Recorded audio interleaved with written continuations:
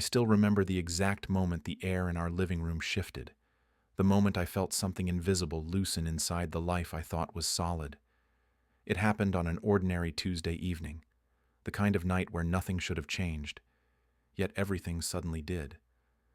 My wife, Lena, sat across from me on the couch, her legs curled under her, a glass of wine balanced casually in her hand, as if the words she was about to speak weren't going to redraw the entire map of our marriage.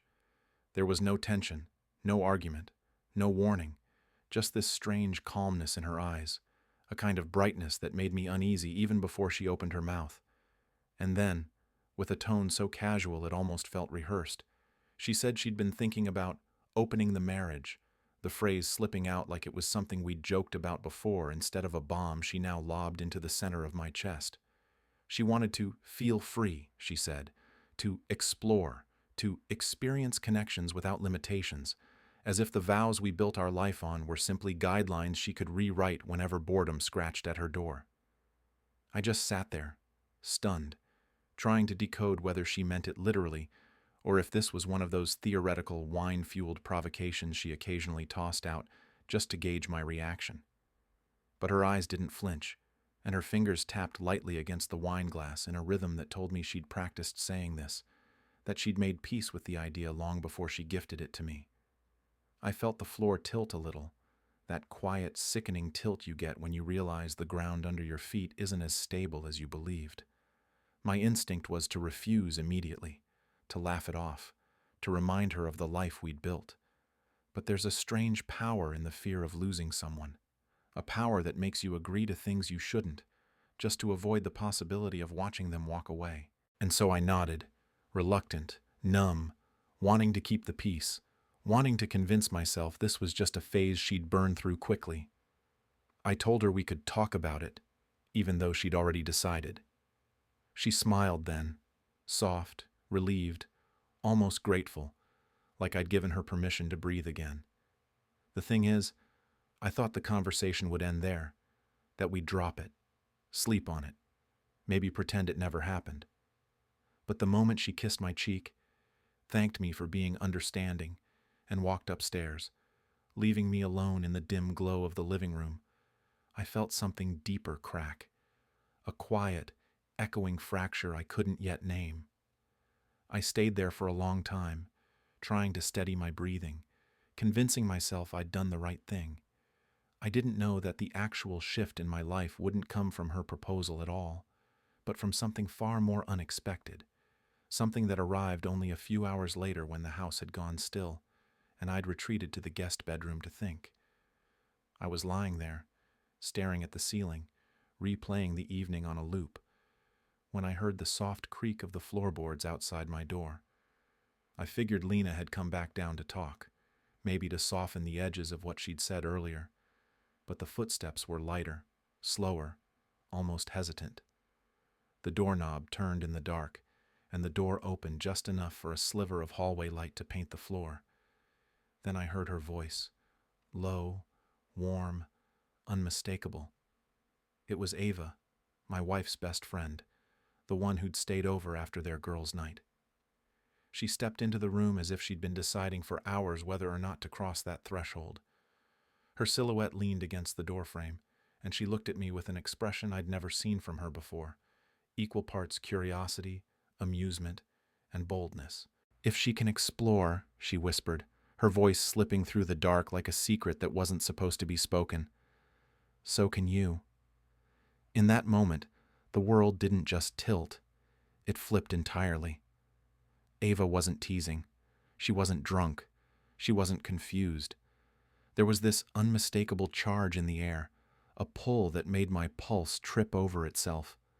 I felt the tension coil around us like something alive, something dangerous, and yet I didn't move, didn't breathe, didn't say a single word. I just watched her step inside and close the door behind her, shutting out the hallway light and trapping us both in the darkness of a choice I hadn't realized was already being made for me. And just like that, the marriage my wife wanted to open didn't open the way she expected. It opened right there, with her best friend standing inside my bedroom, looking at me like the rules she'd lived by until now no longer applied. I didn't expect her to come closer, not after a line like that, not after the quiet shock that ran through me like a current I couldn't hide. But Ava didn't hesitate. She crossed the room with slow, deliberate steps, as if she'd rehearsed them in her head long before opening the door. The faint light from the hallway caught the edge of her face before she closed it off completely, plunging us into a soft darkness broken only by the pale glow from the window. She stood at the foot of the bed for a moment, watching me with a look that carried too many layers to unpack. Mischief, certainty, something almost protective. I should have told her to leave. I should have reminded her this was insane, that Lena's proposal didn't mean I was ready to cross any lines. But the truth was, I felt completely disarmed, not by the idea of sex itself, but by the intensity in her eyes, the kind that made it impossible to tell whether she was doing this for herself, for me, or maybe even for Lena in some twisted way I didn't yet understand. When she finally sat down beside me, the mattress dipped just enough for her shoulder to brush mine, a contact so small yet so charged that it sent my heartbeat stumbling faster than I'd ever admit. For a long moment, neither of us said anything. I could feel her breathing, steady and warm, as if she was waiting for me to make the first move, or maybe testing whether I'd push her away. But I stayed still, caught between fear, desire, and the strange sense that this moment was an echo of something that had been building quietly for months. She broke the silence first. "You don't have to pretend you're okay with what she said tonight," Ava murmured, her voice soft but edged with something sharper. "I saw your face. I know you." And it was that sentence, the quiet, certain familiarity in it, that made my chest tighten more than anything else. She wasn't flirting blindly. She was speaking like someone who'd watched me closer than I realized, like someone who had opinions she'd forced herself to swallow for a long time. I shifted slightly, trying to steady myself, but she continued before I could say anything. "She doesn't deserve a man who actually tries," she whispered, leaning in just enough for her hair to brush my shoulder. "She never has." Her words hit hard, not because they were cruel, but because they carried a truth I'd been avoiding. Ava wasn't drunk, emotional, or impulsive. Her voice was too steady, too careful, like she had been holding this confession in her chest for years. And as if reading my hesitation, she reached out and touched my hand, her fingers light, almost testing. The touch wasn't sexual. Not yet. It was intimate in a way that felt much more dangerous. She wasn't seducing me with her body. She was seducing me with honesty, closeness, and the kind of attention I hadn't felt from my own wife in a long time. I finally spoke, though my voice felt rough when it came out. "Ava, this isn't—" But she cut me off with a soft, sad smile that held more understanding than argument. "I know," she said. "I'm not here to ruin anything. I'm here because I can see what she's doing to you, and because she's wrong if she thinks she can play with your feelings like they're disposable." The conviction in her voice made something shift inside me. I'd spent the evening trying to rationalize Lena's proposal, trying to convince myself it didn't mean our marriage was hollowing out beneath us, but hearing Ava say it out loud, seeing the worry in her eyes, made it impossible to hide behind denial any longer. Then she leaned closer, lowering her voice to a whisper that brushed against my ear. "And if she thinks she's the only one who gets to explore, she's forgetting who she married." That sentence carried a heat of its own, not crude, not rushed, but heavy with possibility. When she pulled back slightly, our faces remained inches apart, close enough for me to feel the warmth of her skin. There was tension between us, slow, deep, magnetic, not something that demanded sex in the next second, but something that made the idea feel dangerously natural. My breathing grew uneven, and hers matched it, the space between us thinning until even the air seemed aware of what was happening. She placed her hand on my jaw, tilting my face just enough to look directly into my eyes. "You don't have to do anything," she said softly. "I just need you to know you aren't alone in this." And maybe that was the moment the first boundary broke, not with a kiss, not with a touch that went too far, but with the intimacy of being truly seen. Because Ava didn't lean in to claim me, she leaned in to anchor me. And somehow, that was more overwhelming than anything physical she could have done. When she finally stood up and walked toward the door, she paused, casting one last look over her shoulder. And if she opens doors, you have the right to walk through one too. Then she slipped out of the room, closing the door behind her with a quiet click that felt louder than her words. I lay there long after she left, my pulse still racing, my thoughts tangled in ways I couldn't undo. And even though nothing happened, something undeniably had. Because a boundary wasn't crossed by bodies that night. It was crossed by truth, and by the possibility of something I never expected. The next morning felt strangely quiet, as if the house had absorbed the tension from the night before and settled into a new kind of stillness. Lena moved around with a brightness that didn't match the heaviness in my chest, humming to herself while getting ready, scrolling through her phone with a smile that never reached me. She kissed me lightly on the cheek, barely a touch, and told me she'd be home late because she had plans. She didn't specify what those plans were, and I didn't ask, though her tone made it clear she expected me not to. There was no awkwardness from her about the conversation we'd had the night before, no hesitation. If anything, she seemed invigorated, like she was stepping into a world she'd been waiting to enter for months. And as she walked out the door with a confidence I barely recognized, I realized how easily she'd let go of the weight we once shared. Ava, on the other hand, avoided me entirely that morning. She stayed in the guest room longer than usual, leaving only after Lena pulled out of the driveway. She didn't come into the kitchen or linger in the hall. She simply slipped out with her bag slung over her shoulder, offering me a quick, tight-lipped smile that held more apology than greeting. I didn't stop her, though a part of me wanted to.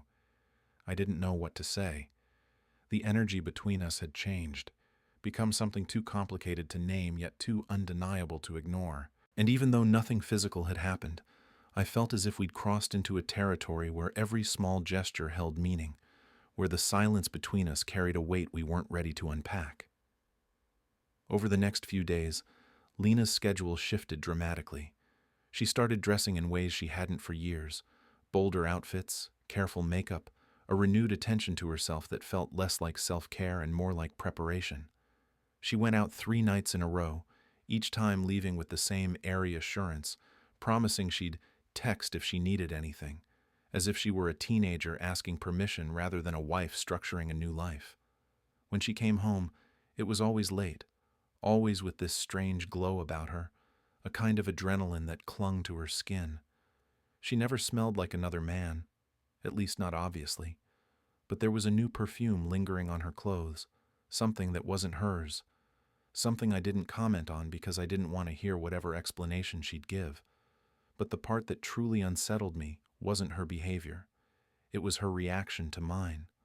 Or rather, her complete lack of reaction. She didn't ask where I was going, what I was doing, who I was with.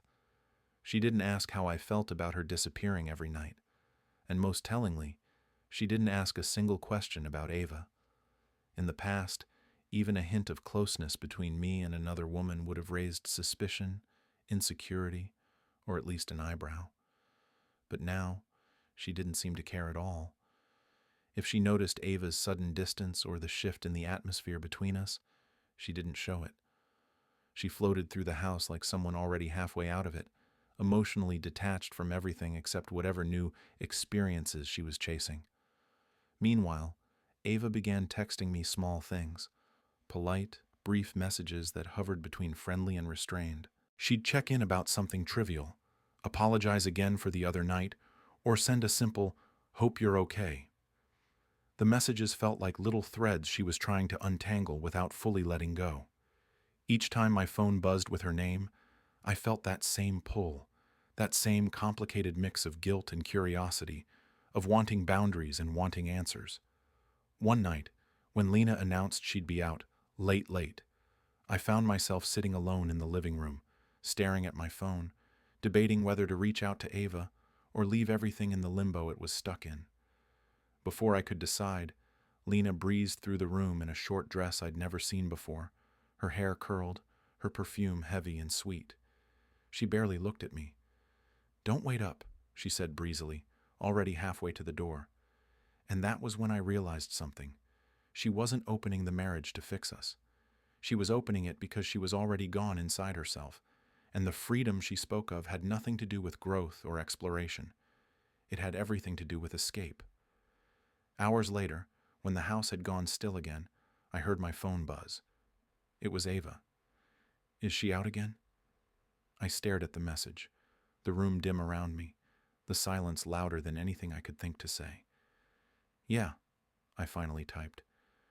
She left without saying much. Ava responded almost instantly.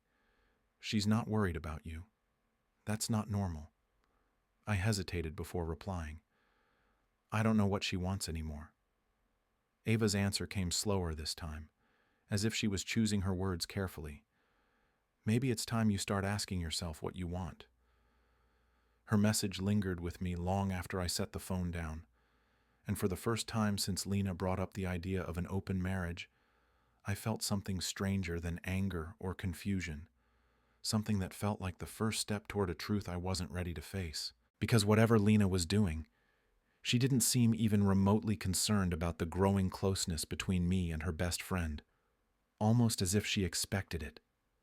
A week passed in a strange rhythm I couldn't seem to break, a rhythm where Lena drifted further into her new, open world, while I remained stuck in the old one, pacing the same emotional ground without answers.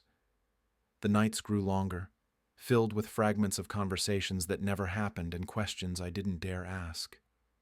Lena returned home later each time, her laughter still lingering from whatever world she'd escaped into, her phone held close to her like a lifeline she didn't want me to see. I told myself I would confront her eventually, but each night I found myself frozen, unable to push through the numbness settling in my chest. And then there was Ava, always at the edge of it all like a quiet shadow, never fully gone, never fully present, hovering in that space between concern and confession. It was a Friday evening when she finally asked if we could talk. She didn't come over. She texted. A simple, "Can we meet?" Not at your place. Something in her wording carried a seriousness that made my stomach tighten. So we met at a small park a few blocks away, one with dim lamps and benches that always seemed half forgotten by everyone except dog walkers and night joggers. When I saw her walking toward me, bundled in a loose coat, her hair tied up, eyes darker than usual, I knew this wasn't about flirting or tension or whatever strange gravitational pull had been building between us.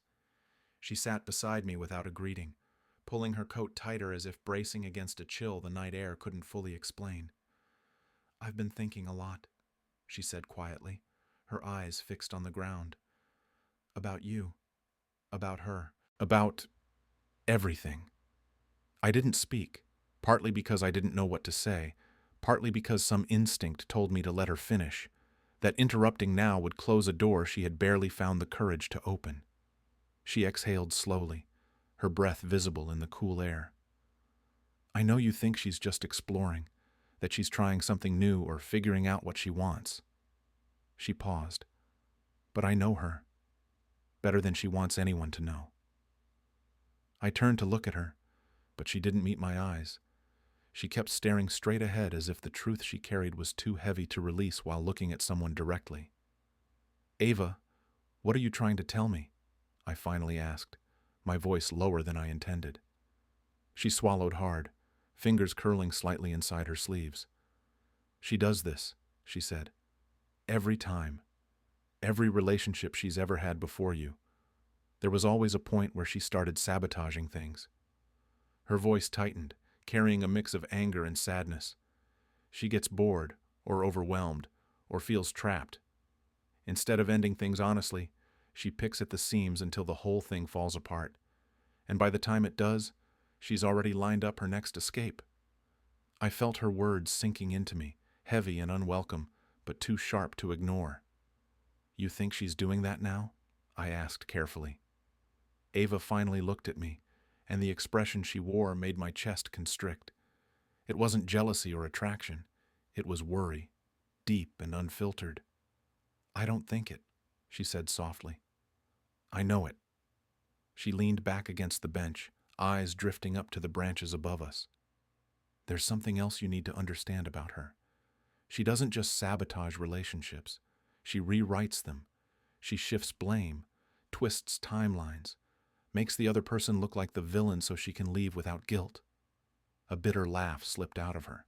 "I've watched her do it more times than I want to admit." I felt a coldness spread through me that had nothing to do with the night air. "Why are you telling me this now?" I asked, the words heavier than I expected. Ava's eyes softened, but her jaw tightened. "Because this time it's you, and because she doesn't see your worth the way I do." The confession hung in the air between us, not seductive, not manipulative, just painfully honest. "You try," she continued. "You show up. You work on things. You care. And she's taking advantage of that. She's letting herself drift away while acting like this open marriage is some noble, enlightened decision." She shook her head slowly. "But it's not. It's a shield. A way out." Her words echoed through me in a way I couldn't ignore.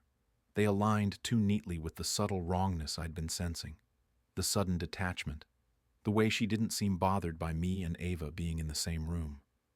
The excitement in her steps when she left the house contrasted with the hollowness when she returned. And worst of all, the feeling that she wasn't opening the marriage. She was simply discarding the parts she no longer wanted. Ava shifted closer, her voice dropping to a gentler tone. "I'm not saying this to push you toward anything with me. I'm saying it because you deserve to see what's really happening, before she turns this into something that makes you question your own sanity." She touched my hand then, not flirtatiously, but as a grounding gesture, warm and steady. "Just be careful.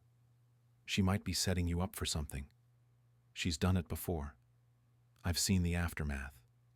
That last sentence carried a weight I hadn't heard from her before, a weight suggesting stories she wasn't ready to tell yet. We sat in silence after that, both of us staring into the dark park, listening to the distant hum of traffic. When Ava finally stood, she hesitated as if debating whether to say more, then simply whispered, "I'm here if you need someone who's honest with you." And she walked away, leaving me alone with a truth that suddenly felt too large to hold. Her warning continued looping in my mind long after she disappeared into the night. Maybe Lena wasn't exploring. Maybe she was erasing, and I just hadn't realized I was next. In the days that followed my conversation with Ava, her words clung to me like a shadow, silent, persistent, and impossible to outrun. Every glance Lena gave me, every text she hid, every night she came home with that subtle glow on her skin felt heavier, sharper, more deliberate. I tried to reason with myself, to believe that Ava was being protective, maybe overly so, maybe even colored by her own feelings. But the more I watched Lena, the more her behaviors stitched themselves into a pattern I could no longer ignore. She wasn't conflicted or hesitant. She wasn't trying to balance exploration with commitment.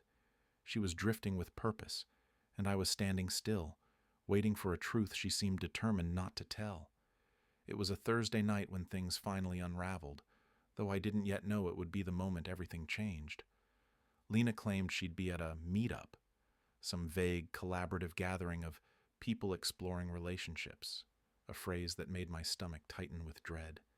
She left the house wearing a dress she hadn't worn since we first started dating, a dress she once reserved only for evenings when she wanted my eyes on her and no one else's. Now she wore it without hesitation, without a second look, without even asking if I had plans. She left quickly, almost eagerly, and I stood in the doorway watching the taillights disappear down the street, feeling more like a roommate than a husband. I told myself I wouldn't do anything stupid, wouldn't snoop, wouldn't sink to the level of turning suspicion into action. But hours later, when it was close to midnight and she still hadn't responded to my text, something inside me shifted from fear to clarity. I didn't want to spy on her. I just wanted to know the truth, however ugly it might be. And that's what pushed me to pick up her tablet, the one she barely used, the one that was still linked to our shared cloud account. I wasn't looking for her messages or photos. I was just looking for anything that would prove my fears wrong or right. What I found knocked the air out of me so sharply I had to sit down. It was a folder, innocuous title, buried deep enough that most people wouldn't stumble across it. Inside it were photos of her and a man I'd never seen before. Not explicit, not incriminating in the physical sense, but intimate nonetheless. Smiling in restaurants, leaning across tables, his hand resting on her back as if it belonged there. Date stamps stretching back months, long before the open marriage talk. Months of shared moments, of secret places, of routines woven into her life without me ever noticing. Then there were messages, screenshots she must have saved to send him later, notes she wrote about feeling trapped with me, drafts of explanations she planned to use when the time came to leave, conversations with him where she told him she wanted a clean exit, something that wouldn't make her look like the villain. And then, buried in a thread with her best friend, Ava's name staring back at me like a lifeline, I found the truth that made my blood run cold. 2 months ago, she'd written, "I'll bring up the open marriage idea soon. It'll make things easier later. Less guilt, less mess. Less guilt, less mess." As if our marriage was a spill she didn't want to clean up. I felt something inside me break, not in a dramatic, movie-worthy way, but in a slow, devastating collapse that left me sitting there staring at the screen, unable to breathe. It wasn't just that she'd cheated. It wasn't just that she'd planned this long before she ever came to me with her desire to explore. It was that she had rewritten the entire narrative in her head, placing herself as the enlightened wanderer, the one bravely seeking new experiences, while positioning me as the one who should eventually understand. She wasn't opening the marriage to save us. She was opening it to cushion her exit. My hands trembled as I scrolled, and that's when I found the final confirmation. A hotel reservation in her name, repeating weekly, booked months in advance.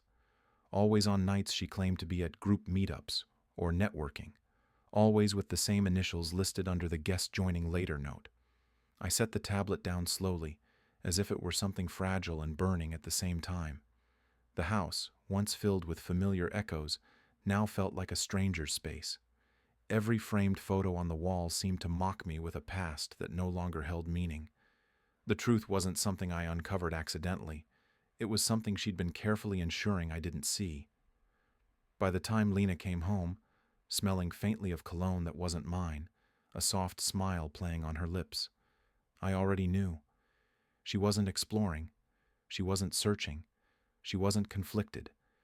She had already left me, emotionally, mentally, secretly, and was simply trying to engineer the cleanest way to make her exit look mutual. And in that moment, the open marriage wasn't the betrayal.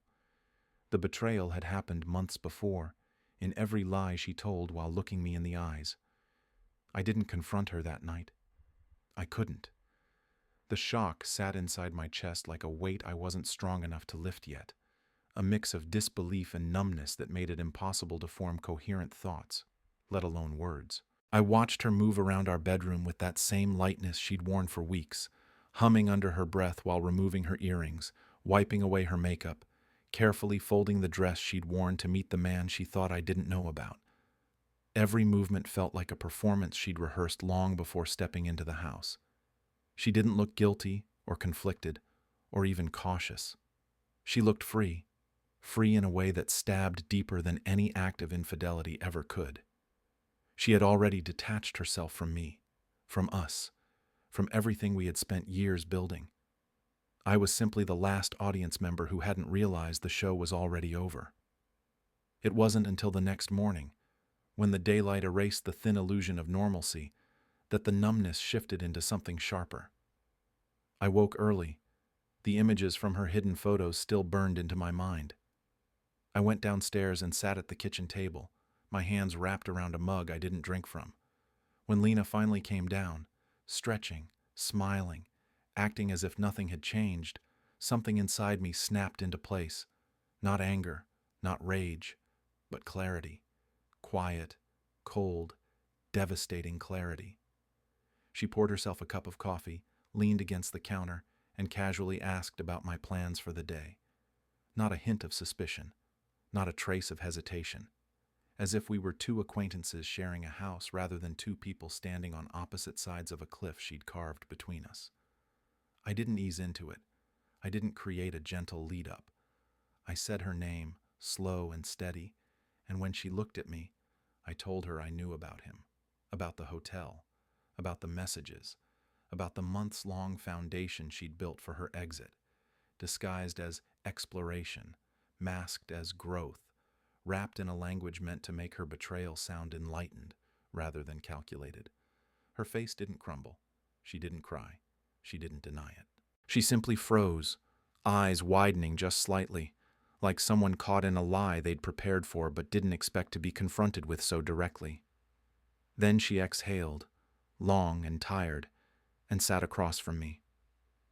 "I figured you'd find out eventually," she said, her voice calm, almost annoyingly rational. "And honestly, maybe this is for the best. For the best."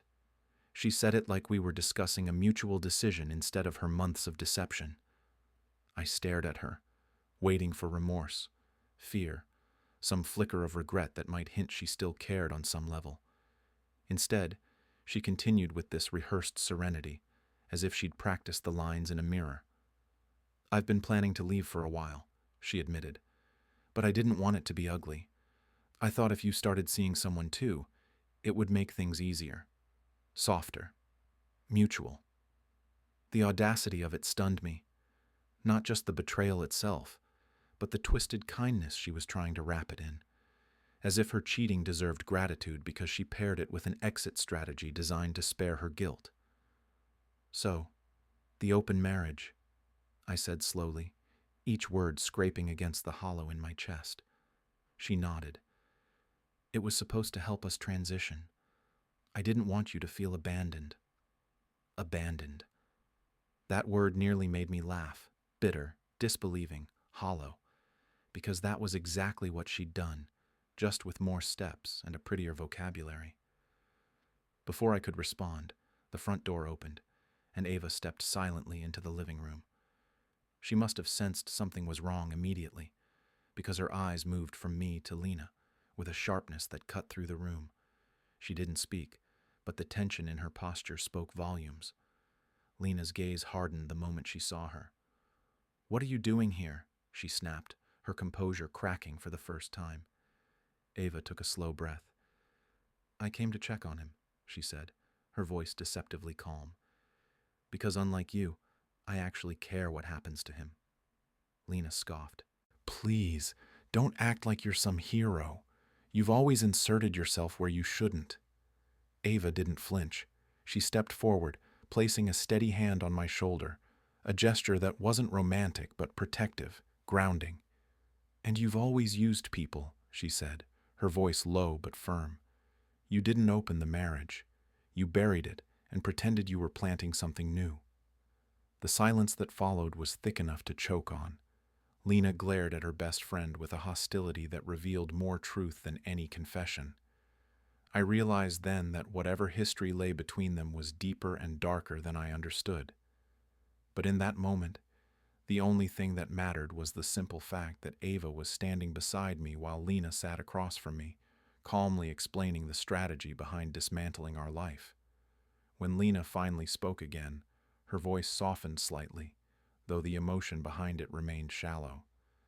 "I'm sorry you had to find out this way," she said, and though the sentence was crafted to sound sincere, there was no depth behind it. "But this is what I want, and honestly, I thought if you found someone else, it would be easier for both of us." She looked pointedly at Ava, and for the first time since I'd known her, I saw a crack of jealousy in her eyes, small, brief, but undeniably there. Ava squeezed my shoulder gently, leaning just close enough for me to feel her steady presence. "You don't get to blame him for your choices," she said quietly. "Not this time." Lena looked away, and in that moment, I understood something crystal clear. I hadn't just lost my wife. I had lost the version of her I thought was real, and the only person who seemed genuinely angry on my behalf. was the one woman she expected to stay silent. After that morning, the house felt like a place emptied of its own heartbeat. Lena moved around with a strange, quiet confidence, as if the confrontation had given her the final permission she needed to let go of the last threads binding her to me. She stopped pretending entirely. No more soft excuses, no more half-hearted attempts at kindness, no more feigned concern. She existed in the same rooms as me, but she wasn't with me. Meanwhile, Ava checked in on me almost every day, though she always did so cautiously, as if afraid of stepping too far into territory she wasn't sure she had the right to enter. She'd ask if I'd eaten, or how I was feeling, or if I wanted company. Sometimes she came by with takeout. Sometimes she just walked with me in silence. But each time she showed up, a little more of the tension inside me loosened. Not because she was replacing anything, but because she was simply present in the ways Lena no longer cared to be.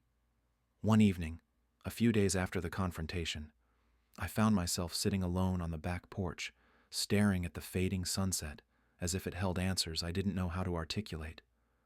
I'd barely spoken all day, too lost in the aftermath of what I'd learned, too tangled in emotions that felt contradictory and overwhelming: grief, anger, relief, confusion. I heard the gate creak and glanced over my shoulder, expecting maybe a delivery or a neighbor. Instead, Ava stepped through, a hesitant smile on her face as she approached. "I texted," she said softly. "You didn't respond, so I figured you were either asleep or drowning in your thoughts." I managed a weak laugh. "It's definitely the second one." She nodded and sank into the chair beside me, folding her knees against her chest, her presence gentle, unobtrusive, and somehow exactly what I needed without realizing it. For a while we didn't speak. We just listened to the evening settle around us, the distant hum of cars, the soft rustle of leaves, the subtle shift of air as the warmth seeped away. Finally, Ava whispered, "She doesn't understand what she's losing." I stared ahead, unsure how to respond, unsure if I even wanted to talk about Lena anymore. But Ava wasn't criticizing her to push me somewhere. She was speaking with this quiet sincerity, a way of acknowledging the pain without amplifying it. "You tried," she continued. "You always have. And she took advantage of that. She always does." Her voice softened. "But that doesn't mean you deserved any of it." I turned to look at her then, noticing how tired she looked. The faint shadows under her eyes, the way her shoulders seemed slightly tense, as if she was carrying more weight than she let on. "Why are you doing all this?" I asked, my voice rougher than intended. "Why are you here every day? Why do you care this much when she clearly doesn't?" Ava drew in a slow breath, her gaze drifting to the horizon. "Because I've seen you hurt in ways she pretended not to notice," she said quietly. "And because you're not just her husband to me." The confession hung between us, not romantic, not possessive, just raw, unfiltered truth. A part of me wanted to press further, to ask what she meant, but another part, the part bruised by betrayal, feared misinterpreting kindness for something more. Instead, I leaned back in my chair, letting the silence stretch. Eventually, Ava shifted, her voice lower now. "There's something you should know," she said. "Something about her past." I shook my head gently. "Not tonight." She hesitated, then nodded. "Okay," she whispered. "But soon. You need to know." The porch light flickered softly as the sun finally dipped out of sight. Ava reached out and placed her hand over mine. Not flirtatious, not suggestive, but deeply grounding. I felt her warmth seep into my skin, steadying me in a way I hadn't expected. I didn't pull away. I didn't want to. And yet, the moment our hands met, something quiet and dangerous bloomed in the air between us.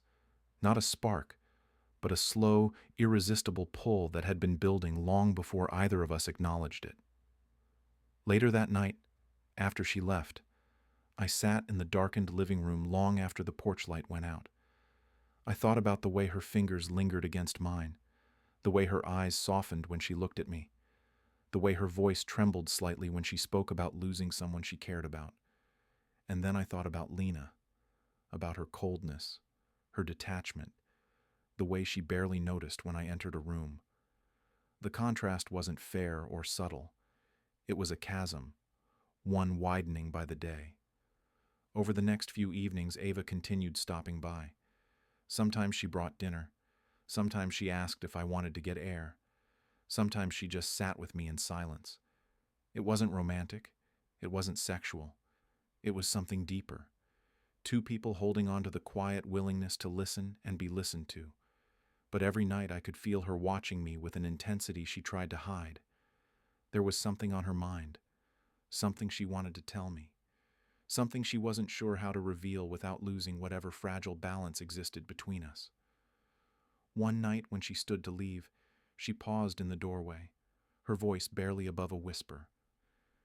"You don't know everything about her," she said, "and until you do, be careful who you trust." She didn't say more. She didn't look back. She just walked into the night, leaving me staring at the closed door with a growing sense of unease that threaded itself into my chest.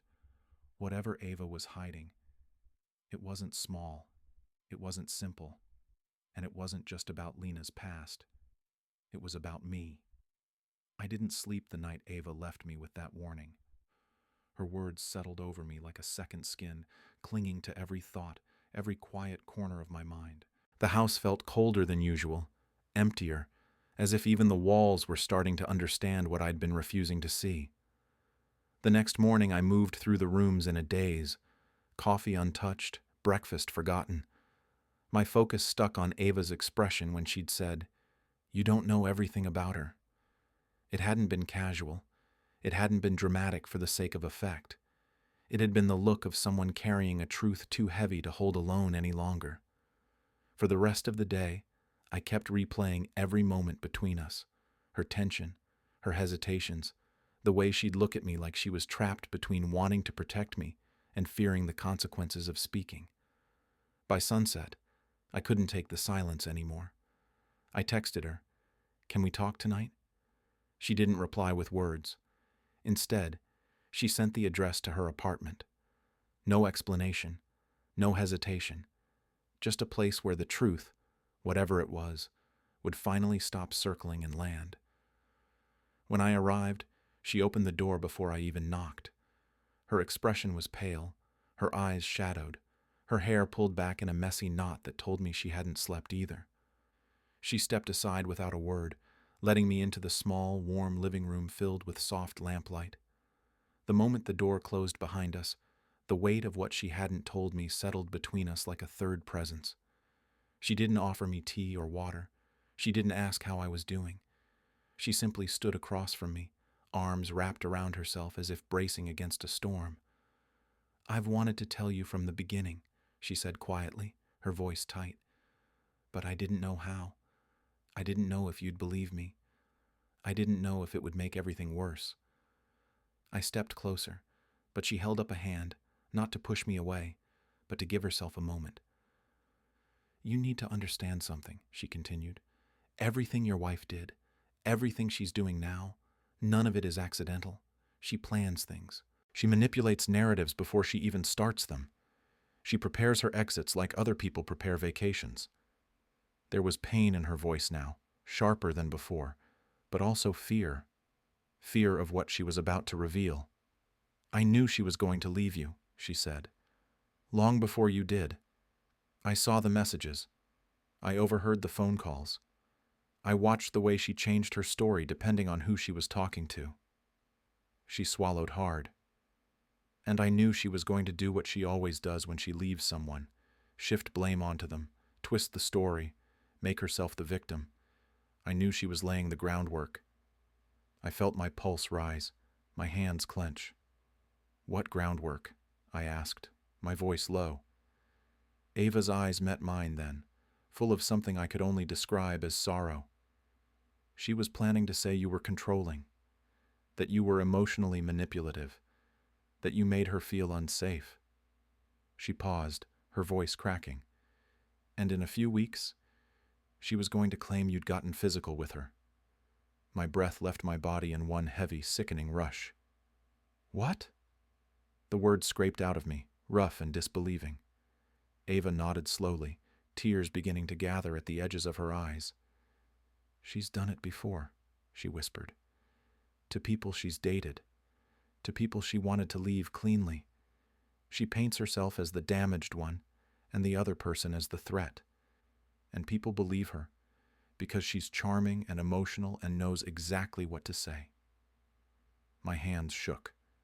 My mind fought the words, tried to reject them, tried to deny that Lena, the woman I had trusted, defended, loved, could be capable of something that twisted. But as Ava continued speaking, the puzzle pieces I'd been trying not to fit together snapped into place one by one. I found out because she tried to drag me into it, Ava said, wiping her eyes with the back of her hand. She wanted me to notice things about you. She wanted me to feel uncomfortable around you. She wanted witnesses ready before she made the accusation. I stared at her, stunned, hollow, unable to process the depth of the betrayal. Ava took a shaky breath. That's why I came into your room that night, she said, her voice trembling with vulnerability. Not because I wanted to seduce you out of nowhere, but because I needed to be close enough to you to prove she was lying. If she ever tried to twist the story, I could say I'd been with you, that I'd talked to you, that you were calm and hurting and confused, not dangerous, not unstable. Her eyes held mine with a mixture of fear and relief, as if telling me this was both a confession and a release. I didn't seduce you for fun, she said softly. I seduced you to protect you, to make sure she couldn't destroy your life on her way out. I sank onto the couch, the gravity of her words crashing into me like a wave I couldn't brace for. Everything I thought I understood about Lena's betrayal, the hotel, the lies, the distance, felt pale compared to the realization that she hadn't just been preparing to leave me. She had been preparing to ruin me. Ava sat beside me slowly, not touching me at first, giving me space to breathe. I know it sounds insane, she whispered. I know it sounds impossible, but I swear to you, I've seen her do this, and when I realized she was setting you up the same way, her voice broke. I couldn't let her. I leaned back, closing my eyes, letting the truth sink its claws into me. It wasn't just that my wife had betrayed me. It was that the only person willing to save me was the very woman she assumed would stay loyal to her no matter what. Ava exhaled shakily beside me, and for the first time since this nightmare began, I felt something unexpected, something that scared me even more than the truth. Relief. The night Ava told me everything, the world seemed to narrow into a tunnel where the only things that mattered were truth, fear, and the slow-burning anger rising in my chest.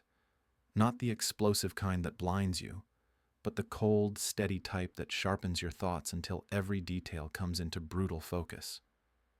I left her apartment hours later with a mind full of jagged edges, but for the first time in months, I felt something clear. I wasn't crazy. I wasn't imagining the shift in Lena's behavior. I wasn't misreading the distance, the secrecy, the calculated detachment. There was a plan behind all of it, a deliberate one. And now I knew exactly what she'd been preparing for. The next few days were spent gathering everything: screenshots, timestamps, hotel bookings, call logs, even the photos she'd saved of her and the other man. It felt surreal, compiling evidence against the person I married, the person I once believed would never weaponize her emotions or her words against me. Ava helped quietly, staying in the background, offering details she remembered, pointing out patterns, filling in the gaps Lena had tried so carefully to hide. She never pushed, never tried to steer my decisions, never centered herself in the situation. She just helped me see clearly, something I realized she'd been trying to do from the beginning. The real test came when I arranged a meeting with Lena, one she didn't know Ava would also attend. I told her I wanted to talk about the future, a phrase she interpreted with unsettling optimism. She agreed immediately, even suggested we meet at a small cafe downtown, one she liked because it felt neutral, which, in hindsight, made sense. She expected a soft conversation, a gentle unraveling, a mutual agreement that she'd carefully choreographed in her head. When she arrived, dressed casually but deliberately, she offered a polite smile, the type she used on acquaintances, not me. "I'm glad you asked to talk," she said as she sat down. "I think we both need clarity." The irony made my throat tighten, but I kept my expression neutral. Ava joined us 2 minutes later, slipping into the seat beside me. Lena's composure snapped instantly. Her eyes widened, her posture stiffened, and her voice dropped half an octave. "Why is she here?"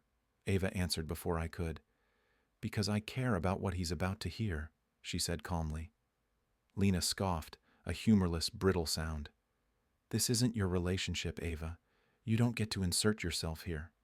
I leaned forward then, my voice steady.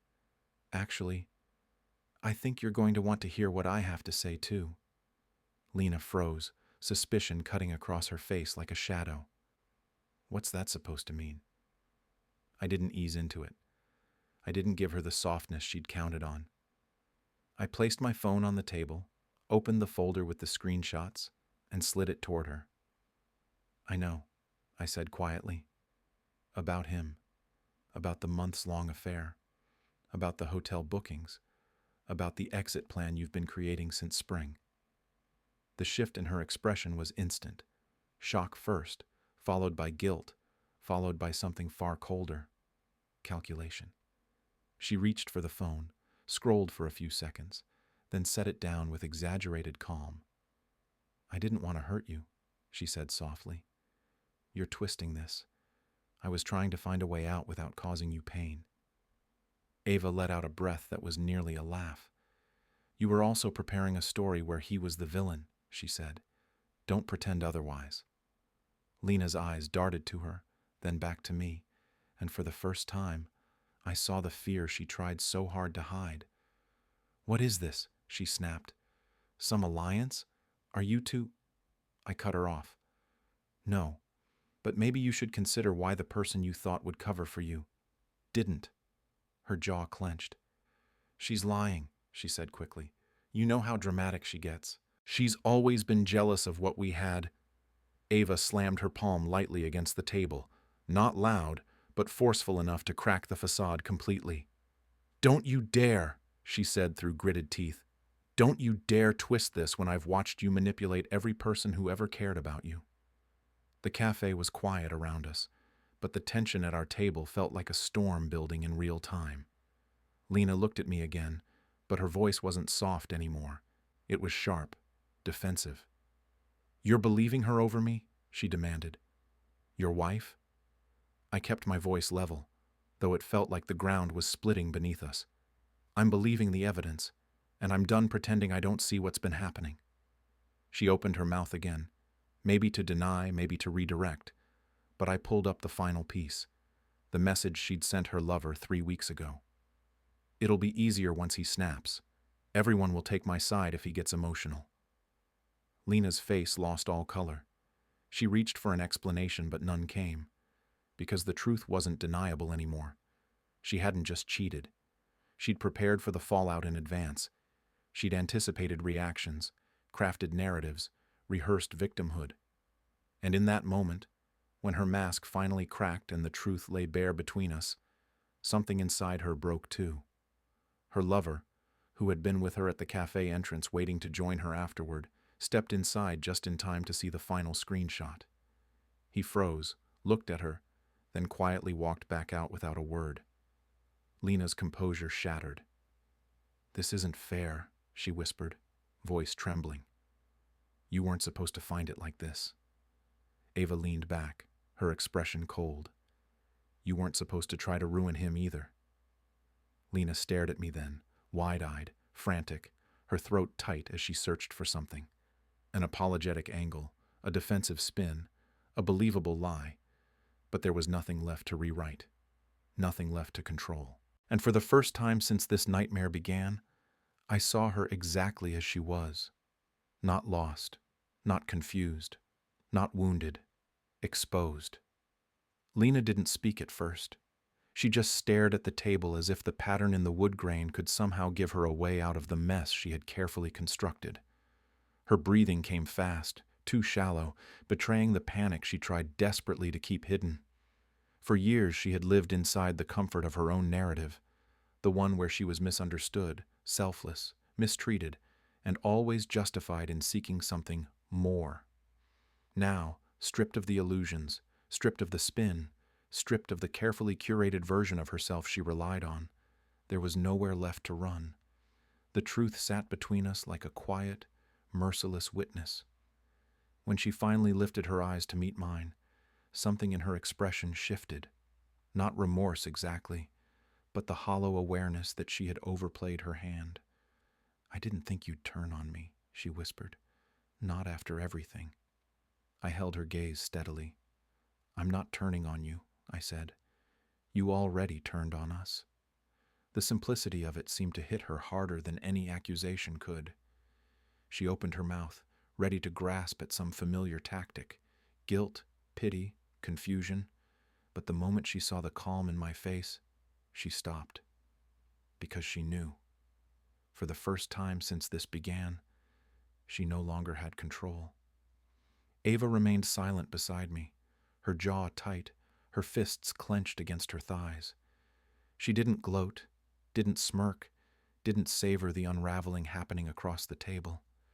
She just watched Lena with a sadness deep enough to suggest that losing their friendship was its own kind of grief. Painful, complicated, inevitable. Lena flicked her gaze toward her, eyes narrowing. "You should have stayed out of this," she muttered. "You were supposed to be on my side." Ava inhaled sharply, then exhaled slowly. "I was on your side," she said softly, "until I realized your side was hurting people and expecting me to applaud." The conversation ended there, not because there was nothing left to say, but because nothing would have mattered. The truth had already landed. Lena left the cafe first, walking out with the brittle, uneven gait of someone holding herself together by sheer will, refusing to let the world see the cracks forming beneath her. She didn't look back, not at me, not at Ava, not at the mess she'd tried to choreograph and lost control of. The moment the door closed behind her, the tension in the air loosened, leaving behind a quiet that felt both painful and strangely peaceful. Ava and I stayed at the table long after she was gone. Neither of us spoke for several minutes, as if the stillness was something we needed to sit inside before daring to move again. Eventually, Ava reached across the table and touched my hand, not tentatively, not boldly, but with a quiet steadiness that reminded me of every moment she'd shown up when no one else did. "I'm sorry," she said softly, "for all of it, for not telling you sooner, for letting it get this far." I shook my head. "You saved me," I said. "You protected me before I even knew I needed protecting." And that was the truth, the kind that didn't need embellishment or explanation. We left the cafe together, stepping into a cool evening that felt strangely like the beginning of something new, though neither of us said it aloud. Ava walked beside me in silence, but there was a softness in her posture now, a release of tension that had weighed her down for weeks. When we reached my car, she turned to face me, brushing a loose strand of hair behind her ear. "You're going to be okay," she said quietly, though her voice trembled slightly. "I know it doesn't feel like it right now, but you are."